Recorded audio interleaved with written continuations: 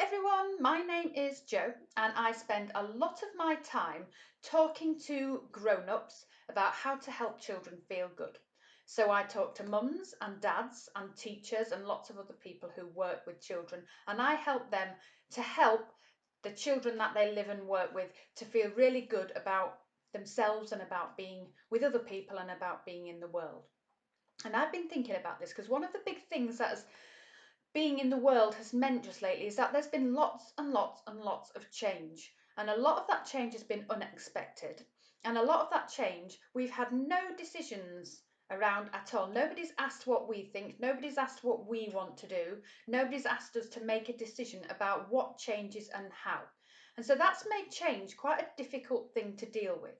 So what I'm thinking today is we're going to think about some of the decisions that you can make about the changes that happen in your life.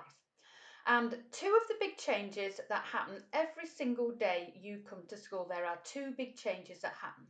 So one, when you arrive at school, you say goodbye to your mums and dads or whoever it is that's dropped you off, and you say hello to your friends and your teachers. And then we fast forward a few hours and the same thing happens at the end of the day. It's another big change. We say goodbye to our friends and our teachers, and we say hello to our mums and dads or whoever's picked us up. So I want you to have a think about what decisions that you can make around how you say hello to people and how you say goodbye to people.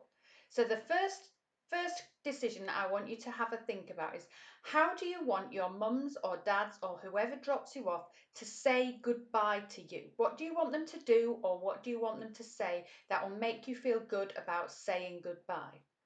And likewise, I want you to think about, once you're in your classroom and you're all settled down and it's time to do the register and say hello to everybody at the beginning of the day, how do you want, as an individual and as a whole class, what do you want to happen to help you say hello to everybody? So one of my favourite things when I work with children, one of the favourite things I ask them to do is all think of one thing that they are looking forward to about being in the class or the group today. So that's an idea, but you might have an even better one. And then again, at the end of the day, how do you say goodbye to everybody? How do you say goodbye to your teacher, and how do you say goodbye to your friends, to make sure that saying goodbye feels good? So one of the things that I sometimes ask is, I want everybody to think of one thing that they're proud of themselves for today. Or it might be that everybody can choose somebody else in the class or the group and say, one thing I really appreciate about another person is this. And then you tell them what you're grateful for or you're thankful for, or something really, really good about them that you noticed. And you can also think about that for yourself. So you can say, I really appreciate myself for, and think about one great thing that you've done today.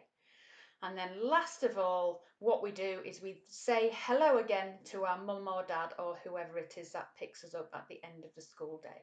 So instead of just asking, oh, how was school? You might decide that there's a particular question that you want them to ask, or a particular thing that you want to tell them as part of how you say hello